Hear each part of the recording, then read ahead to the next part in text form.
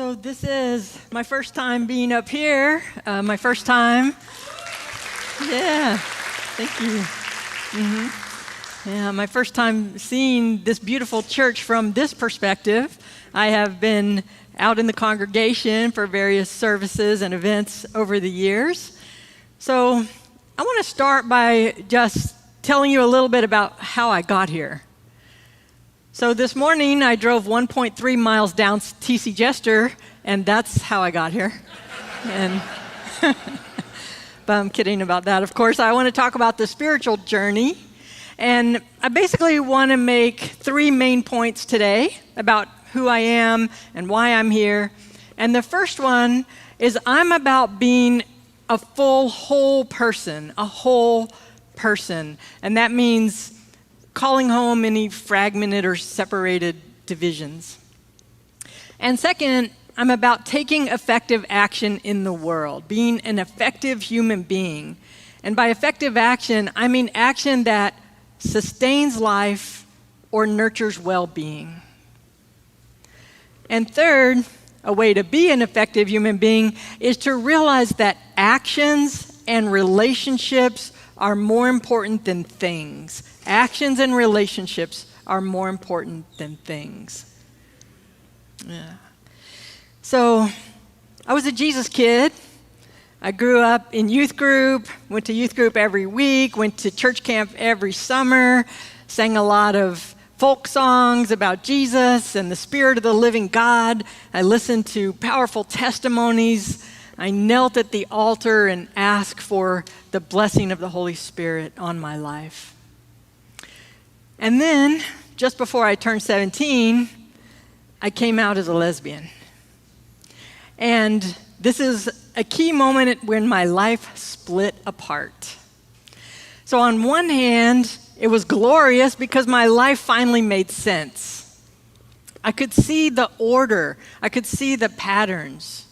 I could understand why thoughts and feelings and conversations added up to this being that I am. And just for an example, my childhood friends, when they started becoming boy crazy, I was kind of bewildered by that. It didn't really compute for me.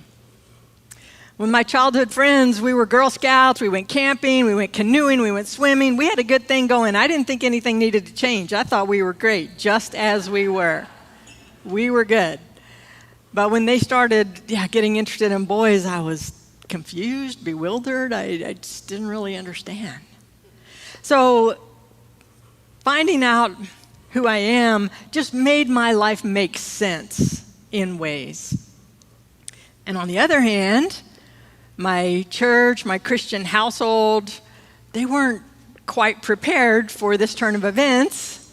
And it felt again like my life being ripped apart. I felt like a sheet of paper torn in half. So I left the church of my childhood, and I think the first gay bar I went to was the Lamp Post. Does that ring any bells? This is going back a little ways. I couldn't find any reference to it. I asked ChatGPT, but yeah, so there I was, this little queer kid dancing to Blondie, funky town.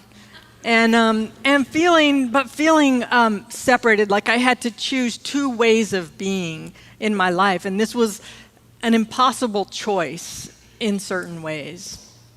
So that's one path that led me here today, that I'm about being a whole person and incorporating all of my being and all of who I am, because I know that when I'm fulfilled, that's when I'm really able to shine the light of God in a true way of who I really, truly am.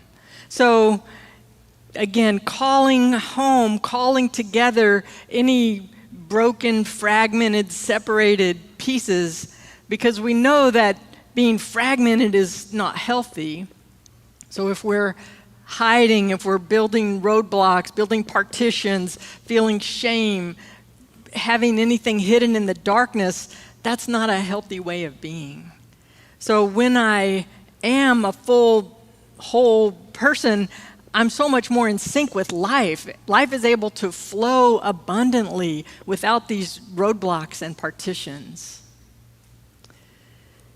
Now, another reason why I'm here today is because I have known great joy in my life. I'm a really joyful, playful person, love life, and I have walked through the valley of shadows, as I know many of you have. And just for an example, my best friend from college, Carl Cabus, died of AIDS, and he was beautiful, talented, smart, funny, and I think how good it would be to have that long-term friend today. How good it would be for somebody who's known you through various stages of your life. They're like family. And with other losses and grief, I know that I can hold all of this in this one human life. That I can incorporate that grief and loss and sadness and sorrow into the joy of being. Because I feel that grief and sorrow and loss because I felt that joy and that belonging and that laughter and that love and that compassion and that understanding, that it all works together. And so being able to embrace all of the human experience helps me know that God is living everywhere all the time, embodied in me, and I can reflect that out into the world. So again, I don't want to break off parts of life as though they don't exist. And that doesn't mean that I wallow in negativity. I'm not a victim of life. I'm a full participant of life. And it gives life so much meaning. It's so rich. It's so beautiful and amazing to be able to have all of these experiences and incorporate all of it into a whole fulfilled person.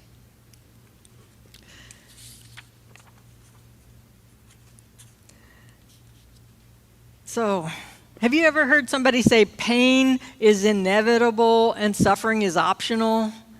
Did you ever want to just call BS on that kind of line of thinking? And by that I mean belief system.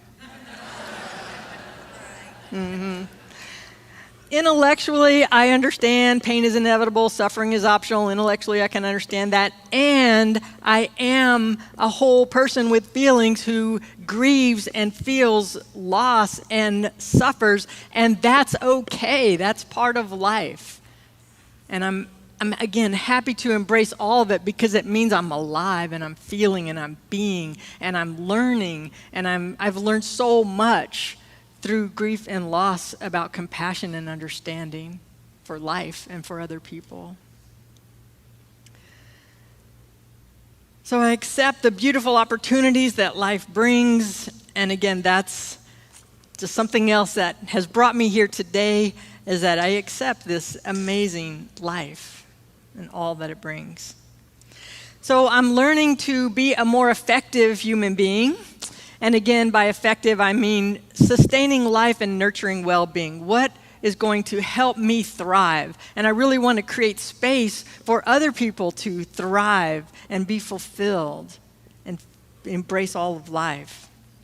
And so to be an effective human being, I embrace opportunities that are opening, look at the path, see where the doors are opening, take those steps, and also release the doors that are closing. So if something is no longer available, if it does seem like that's not the way, or if I'm complete with that, just honor it and release it and not cling and be attached to paths that are closing. So for me, the spiritual path is like purifying water. It's like filtering water. And in life, there's a lot of opportunities to harbor negativity. There's certainly lots of situations that can bring up all kinds of feelings. But those negative feelings are heavy and they're hard to drag around. So again, for me, the process is to excavate the negative, heavy feelings, shine light on them, and then do whatever it takes to complete those thoughts, complete those conversations, so then they dissolve.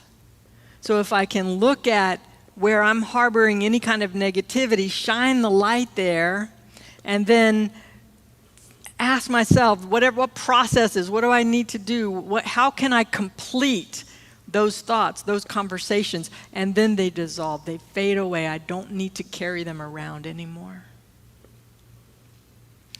As it says in the epistle, rid yourselves of anger, wrath, malice, and slander. Those are heavy feelings. They don't help us.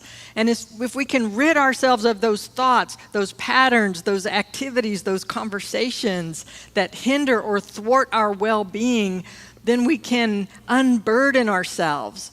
And then I can be more like a clear mountain stream and less like a pool of stagnant water. So filtering life.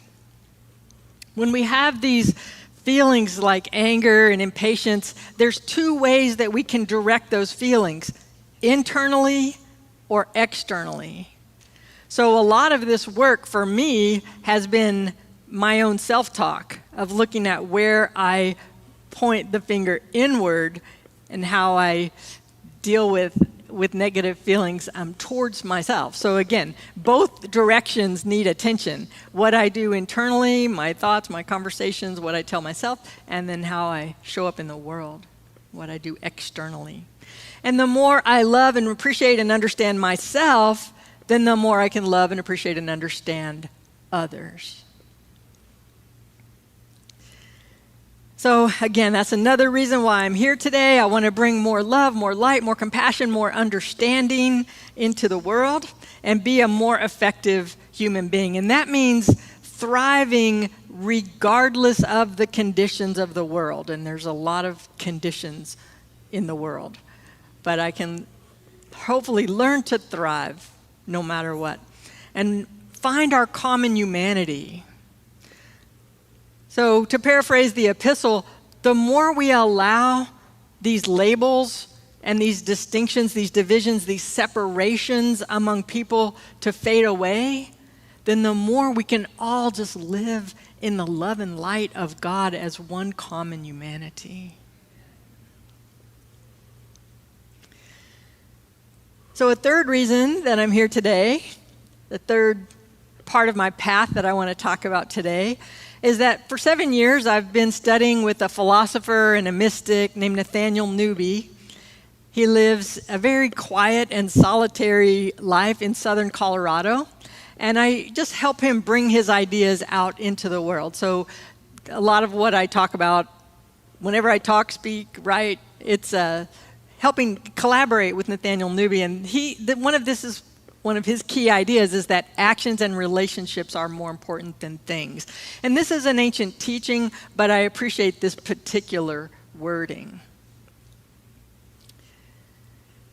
Actions include thoughts, conversations, patterns, behavior. Actions include all types of language, spoken language, gestures, body language, just any way we communicate. Thoughts are an action. And we take action consciously and unconsciously throughout the day, throughout life. And to be a more effective human being, I can take action more consciously, guided by love and understanding, and not just reacting out of fear and lack and loss and all of that. So actions include desiring, interpreting, all of the activities that we take during life.